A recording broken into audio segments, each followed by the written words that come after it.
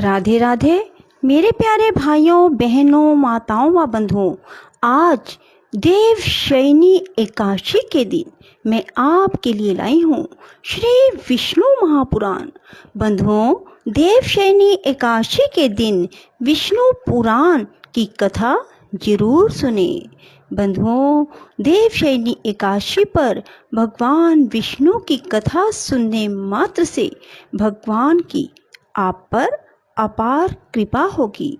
बंधुओं, यदि आपने हमारे चैनल को अब तक सब्सक्राइब नहीं किया तो जरूर करें और बेल आइकन दबाना ना भूलें, ताकि आपको हमारी आने वाली सभी वीडियोस की जानकारी सबसे पहले हो सके। बंधुओं, कथा को पूरी सुनने के बाद कमेंट बॉक्स में जय विष्णु भगवान जरूर लिखें। बोलो विष्णु भगवान की जय। श्री प्राशर जी बोले, हे मैत्रेय, आप जो कलयुग का स्वरूप सुनना चाहते हैं सो उस समय जो कुछ होता है वह संक्षेप से सुनिए। कलयुग में मनुष्य की प्रवृत्ति वर्ण आश्रम धर्म अनुकूल नहीं रहती, ना वह ऋग साम यजु रूप त्रय धर्म का संपादन करने वाली होती है। उस समय धर्म विवाह, गुरु शिष्य संबंध की स्थिति, दाम्पत्य कर्म और अग्नि में देव यज्ञ क्रिया का कर्म भी नहीं रहा। कलयुग में जो बलवान होगा वही उसका स्वामी होगा, चाहे किसी भी कुल में क्यों ना उत्पन्न हुआ हो, वह सभी वर्णों से कन्या ग्रहण करने में समर्थ होगा। उस समय द्विजाति गण जिस किसी उपाय से भी दीक्षित हो जाएंगे और जैसी तैसी क्रियाएं ही प्रायश्चित मान ली जाएंगी। हे द्विज, कलयुग में जिसके मुख से जो कुछ निकल जाएगा वही शास्त्र समझा जाएगा। उस समय सभी देवता होंगे और सभी के सब आश्रम होंगे। उपवास, तीर्थाटन आदि, काय क्लेश, धन दान तप आदि अपनी रुचि के अनुसार अनुष्ठान किए हुए ही धर्म समझे जाएंगे। कलयुग में अल्प धन से ही लोगों को धनाढ्यता का गर्व हो जाएगा और केशों से ही स्त्रियों को सुंदरता का अभिमान होगा। उस समय स्वर्ण, मणि, रतन और वस्त्रों के क्षीण हो जाने से स्त्रियां केश कलापों से ही अपने को विभूषित करेंगी। जो पति धनहीन होगा उसे स्त्रियां छोड़ देंगी। कलयुग में धनवान पुरुष ही स्त्रियों का पति होगा। जो मनुष्य अधिक धन देगा वही लोगों का स्वामी होगा। यह धन दान का संबंध ही स्वामित्व का कारण होगा, कुलीनता नहीं। कली में सारा द्रव्य संग्रह घर बनाने में ही समाप्त हो जाएगा, दान पुण्य में नहीं। बुद्धि धन संचय में लगी रहेगी, आत्म ज्ञान में नहीं। सारी संपत्ति अपने उपभोग में नष्ट हो जाएगी, उससे अतिथि सत्कार न होगा। कली काल में स्त्रियां सुंदर पुरुष की कामना से स्वेच्छाचारिणी होंगी और पुरुष अन्याय उपार्जित धन के इच्छुक होंगे। हे द्विज, कलयुग में अपने सुहृदों के प्रार्थना करने पर भी लोग एक एक दमड़ी के लिए भी स्वार्थ हानि नहीं करेंगे। कली में ब्राह्मणों के साथ शूद्र आदि समानता का दावा करेंगे। दूध देने के कारण ही गौओं का सम्मान होगा। उस समय संपूर्ण प्रजा क्षुधा की व्यथा से व्याकुल हो, प्राय अनावृष्टि के भय से सदा आकाशीय दृष्टि लगाई रहेगी। मनुष्य तपस्वियों के समान केवल कंद मूल और फल आदि के सहारे ही रहेंगे तथा अनावृष्टि के कारण दुखी होकर आत्मघात करेंगे। कलयुग में असमर्थ लोग सुख और आनंद के नष्ट हो जाने से प्राय सर्वदा दुर्भिक्ष और क्लेश ही भोगेंगे। कली के आने पर लोग बिना स्नान किए ही भोजन करेंगे, अग्नि देवता और अतिथि का पूजन ना करेंगे और ना पिंडोदक क्रिया ही करेंगे। उस समय की स्त्रियां विषयलोलुप, छोटे शरीर वाली, अति भोजन करने वाली, अधिक संतान पैदा करने वाली और मंद भाग्या होंगी। वे दोनों हाथों से सिर खुजलाती हुई अपने गुरुजनों और पतियों के आदेश का अनादर पूर्वक खंडन करेंगी। कलयुग की स्त्रियां अपना ही पेट पालने में तत्पर, शुद्र चित्त वाली, शारीरिक सोच से हीन, कटु और मिथ्य भाषण करने वाली होंगी। उस समय की कुलांगनाएं निरंतर दुष्चरित्र पुरुषों की इच्छा रखने वाली और दुराचारणी होंगी तथा पुरुषों के साथ असद्व्यवहार करेंगी। ब्रह्मचारी गण वैदिक व्रत आदि से हीन रहकर ही वेदाध्ययन करेंगे तथा गृहस्थगण ना तो हवन करेंगे, ना सत्पात्र को उचित दान देंगे। वानप्रस्थ ग्राम में भोजन को स्वीकार करेंगे और सन्यासी अपने मित्र आदि के स्नेह बंधन में ही बंधे रहेंगे।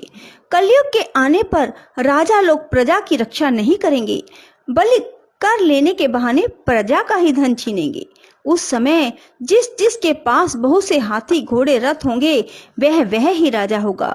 जो शक्तिहीन होगा वह ही सेवक होगा। वैश्यगण कृषि वाणिज्य आदि अपने कर्मों को छोड़कर शिल्पकारी आदि से जीवन निर्वाह करते हुए शुद्ध प्रवृत्तियों में लग जाएंगे। आश्रम आदि के चिन्ह से रहित अधम शूद्रगण संन्यास लेकर भिक्षावृत्ति में तत्पर रहेंगे। लोगों से सम्मानित होकर पाषाण वृत्ति का आश्रय लेंगे। प्रजाजन दुर्भिक्ष और कर की पीड़ा से अत्यंत उपद्रव युक्त और दुखी होकर ऐसे देशों में चले जाएंगे जहां गेहूं और जौ की अधिकता होगी। उस समय वेद मार्ग का लोभ, मनुष्य में पाषाण की प्रचुरता, अधर्म की वृद्धि हो जाने से प्रजा की आयु अल्प हो जाएगी। लोगों के शस्त्र विरुद्ध घोर तपस्या करने से तथा राजा के दोष से प्रजाओं की बाल्य अवस्था में मृत्यु होने लगेगी। तदंतर जब मेरे महाभाग पुत्र व्यास जी स्नान करने के अनंतर नियम अनुसार नित्य क्रम से निवृत्त होकर आएंगे तो मुनिजन उनके पास पहुंचे। वहां आकर जब वे यथा योग्य अभिवादन आदि के अनंतर आसनों पर बैठ गए तो सत्यवती नंदन व्यास जी ने उनसे पूछा, आप लोग कैसे आए हैं? तब मुनियों ने उनसे कहा, हम लोग आपसे एक संदेह पूछने के लिए आए हैं। किंतु उस समय उसे तो जाने दीजिए, एक और बात हमें बताइए। भगवान, आपने जो स्नान करते समय कई बार कहा था कि कलयुग ही श्रेष्ठ है, शूद्र ही श्रेष्ठ है, स्त्रियां ही साधु और धन्य हैं, सो क्या बात है? हम सब संपूर्ण विषय सुनना चाहते हैं। हे महामुने, यदि गोपनीय हो तो कहिए, इसके पीछे हम आपसे अपना आंतरिक संदेह पूछेंगे। श्री पराशर जी बोले, मुनियों के इस प्रकार पूछने पर व्यास जी ने हंसते हुए कहा, हे मुनि श्रेष्ठों, मैंने जो इन्हें बारंबार साधु साधु कहा था उसका कारण सुनो। श्री व्यास जी बोले, हे द्विजगण, जो फल सतयुग में 10 वर्ष तपस्या, ब्रह्मचर्य और जप आदि करने से मिलता है उसे मनुष्य त्रेता में 1 वर्ष, द्वापर में 1 मास और कलयुग में केवल 1 दिन रात में प्राप्त कर लेता है। इस कारण ही मैंने कलयुग को श्रेष्ठ कहा है। जो फल सतयुग में ध्यान, त्रेता में यज्ञ, द्वापर में देवर्चन करने से प्राप्त होता है वही कलयुग में श्री कृष्ण चंद्र का नाम कीर्तन करने से मिल जाता है। हे धर्मज्ञगण, कलयुग में थोड़े से परिश्रम से ही पुरुष को महान धर्म की प्राप्ति हो जाती है, इसलिए मैं कलयुग में अति संतुष्ट हूँ। अब शूद्र क्यों श्रेष्ठ हैं यह बताते हैं। द्विज जातियों को पहले ब्रह्मचर्य व्रत का पालन करते हुए वेद अध्ययन करना पड़ता है और फिर स्वधर्म आचरण से उपार्जित धन के द्वारा विधि पूर्वक यज्ञ करने पड़ते हैं। इसमें भी व्यर्थ वार्तालाप, व्यर्थ भोजन, व्यर्थ यज्ञ उनके पतन के कारण होते हैं, इसलिए उन्हें सदा संयम रहना आवश्यक है। सभी कामों में अनुचित करने से उन्हें दोष लगता है। यहाँ तक कि भोजन और पान आदि भी वे अपनी इच्छा अनुसार नहीं भोग सकते, क्योंकि उन्हें संपूर्ण कार्यों में स्वतंत्रता रहती है। हे द्विजगण, इस प्रकार वे अपने क्लेश से पुण्य लोकों को प्राप्त करते हैं। किंतु जिसे केवल पाक यज्ञ का ही अधिकार है वह शुद्ध द्विजों की सेवा करने से ही सद्गति प्राप्त कर लेता है, इसलिए वह अन्य जातियों की अपेक्षा धन्यतर है। हे मुनि शार्दुलों, शूद्र को भक्ष्य अभक्ष्य अथवा पेय अपेय का कोई नियम नहीं है, इसलिए मैंने उसे साधु कहा है। अब स्त्रियों को किस लिए श्रेष्ठ कहा यह बताएं। पुरुषों को अपने धर्म अनुकूल प्राप्त किए हुए धन से ही सर्वदा सुपात्र को दान और विधि पूर्वक यज्ञ करना चाहिए। हे द्विज उत्तमगण, इस द्रव्य के उपार्जन तथा रक्षण में महान क्लेश होता है और उसको अनुचित कार्य में लगाने से भी मनुष्य को जो कष्ट भोगना पड़ता है वह मालूम ही है।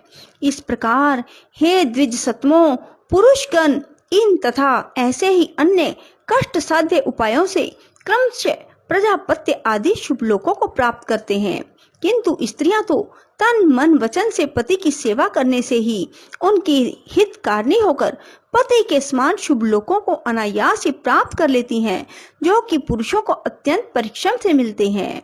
इसलिए मैंने तीसरी बार यह कहा था कि स्त्रियां साधु हैं। हे विप्रगण, मैंने आप लोगों से यह कह दिया, अब आप जिस लिए पधारे हैं वह इच्छा अनुसार पूछिए, मैं आपसे सब बातें स्पष्ट करके कह दूंगा। तब ऋषियों ने कहा, हे महामुने, हमें जो कुछ पूछना था उसका यथावत उत्तर आपने इसी प्रश्न में दे दिया, इसलिए अब हमें और कुछ नहीं पूछना। बोलो विष्णु भगवान की जय, लक्ष्मी माता की जय। राधे राधे, जय श्री कृष्णा।